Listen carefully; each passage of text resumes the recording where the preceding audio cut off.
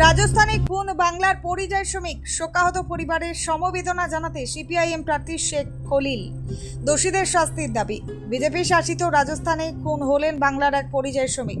এই মর্মান্তিক ঘটনার পর শোকের ছায়া নেমে এসেছে তার পরিবারের উপর। অসহায় ওই শ্রমিকের পরিবারের পাশে দাঁড়াতে হরিশ্চন্দ্রপুরে পৌঁছন শেখ খলিল। তিনি পরিবারের সদস্যদের সঙ্গে কথা বলে সমবেদনা জানান এবং তাদের পাশে থাকার আশ্বাস দেন। সিপিআইএম প্রার্থী শেখ খলিল জানান, এই কঠিন সময়ে পরিবারকে সব রকম সাহায্য করা হবে। পাশাপাশি প্রশাসনের কাছে দ্রুত পদক্ষেপের দাবি জানান তিনি।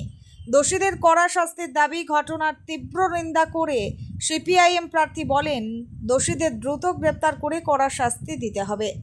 এমন ঘটনার পুনরাবৃত্তি যাতে না হয় সেদিকেও নজর দেওয়ার দাবি জানান তিনি। ব্যুরো রিপোর্ট, চেতনা নিউজ। ওখানে তোর দলিতে বস্তার মধ্যে কাটানো আছে, মানে মোড়ানো আছে বস্তার মধ্যে। আমার বড় জামাই বলল যে আমি শুনতে পাচ্ছি যে নাকি তোমার ছেলেকে যে জায়গায় বসবাস করছে তার আগা বগন নাকি আমি শুনতে পারলাম। আমার জামাই বলছে যে সাল্লার মধ্যে মানে কাটলা কাটিয়ে মানে ঢুকাই রেখেছে।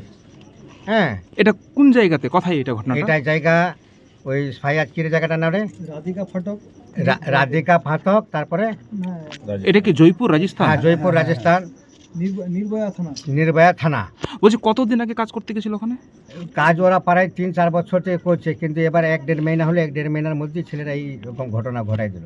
মানে এই বাড়ি থেকে কবে শেষবারের জন্য গিয়েছিল ওখানে? এই তো গেল এসআইআর করি, মানে মহিনা ডেরেক হলো এসআইআর করতে এসেছিল। মানে বাড়ি থেকে আসার কথা বলছিল, ভোট দিতে আসবে? হ্যাঁ, ভোট দিয়ে টিকিট বানাতে এসেছিল, টিকিট বানানো আসছিল।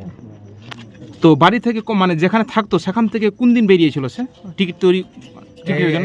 কালকা কোনবার ছিল? কালকা বুধবার ছিল। কালকা ভাইয়ের সাথে তার আগায় মৃত্যুর আগায় ভাইয়ের সাথে কথা বললো। মানে শেষ কথাগুলো কি হয়েছিল? ভাইয়ের সঙ্গে কি জানিয়েছিল শেষ কথা? ভালো মন্দ যে তুমি ঘর করছো তো তোমার কাছে কি পয়সা করি আছে? তো সেখানে বললো যে না ভাই, আমার কাছে টাকা পয়সা আছে না, তাহলে তুমি কি করে বাড়ি করবো। মানে ভাইয়ের সঙ্গে কথা বললো তার আগাই, মানে 8টার আগাই বললো কথা। তারপরেই তোর দলে যে আর কোনো কথা বলেনি। তারপরে কি মানে নিখোঁজ ছিল? রাত্রে নিখোঁজ ছিল? আর রাত্রে নিখোঁজ ছিল। তারপরে রাত গত হয়ে গেল, দিন গত হয়ে আছে। তারপরে ওর বউ ফোন লাগালো আমার ওই শাসকে যে তোমার ছেলেকে পাওয়া যাচ্ছে না, কোথায় গেছে না গেছে, ঢুরে ছাপে। তারপরে কি হলো যে ওরা অতমঙ্গ হয়ে বাড়ি চলে এলো। বাড়ি আসার পরে আমি থানায় যোগাযোগ করো। তো থানা বললো কি যে বেলে 24 ঘন্টা পরে নাকি বেলে কথা বলবো, মানে একটা ডেট দিল। তারপরে আমার জামাই কি ফের দহরাই বললো যে জামাইকে বললাম যে আমার ছেলেটা সারা বোনের ব্যাপার, তুমি আমার ছেলেটাকে কেন ধরতে গেলেন? আপনি কাম করতে চলে গেলেন। ধরতে যাওয়া উচিত, যেহেতু সালা বোনের ব্যাপার ছিল, সে ঝগড়া ফাসাদ হয়েছিল আগে, কিন্তু ধরুয়া যাবার ব্যাপার ব্যাপার ছিল, কিন্তু তাতে গেল না। আমার মেয়ে বলল কি, বড়টা এখানে প্যামায় ও বাইরে ছিল না। আমার মেয়ে করলো কি যে ওর আগে ঝগড়া ছিল ওর বেটার সঙ্গে, ওই ঝগড়ার কারণে আমার মরদ গেল না ওই ধরতে।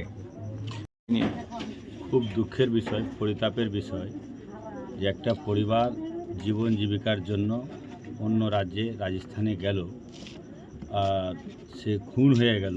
তার ছোট ছোট বাচ্চা পিতৃহারা, স্ত্রী স্বামীহারা হলো। খুব পরিতাপের বিষয়। আমরা মর্মাহত, যেন আর দ্বিতীয় মানুষ বাংলার খুন না হয়, সেই কারণে সরকারকে ব্যবস্থা নেওয়া উচিত যে পরিযায়ী শ্রমিকদের ব্যাপারে এমন কিছু ভাবা উচিত যেন কেউ পরিযায়ী শ্রমিক না হয়। আমরা মনে করছি এনআরজিএসের কাজটা যদি চলতো তাহলে কিন্তু এই পরিযায়ী শ্রমিক এত হতো না যত এখন বর্তমানে হয়েছে। তারা এলাকায় কিছু কাজকর্মের মধ্যে যুক্ত থাকতো। প্রশাসনের মাধ্যমে তার বডিটা যেন বাড়িতে আসে এবং যারা ওর সাথে আছে তারা মানে সুস্থ সরলভাবে যেন বাড়ি ফিরে তার কামনা করছি বা প্রশাসনের দৃষ্টি আকর্ষণ করব। বলছি পরিবার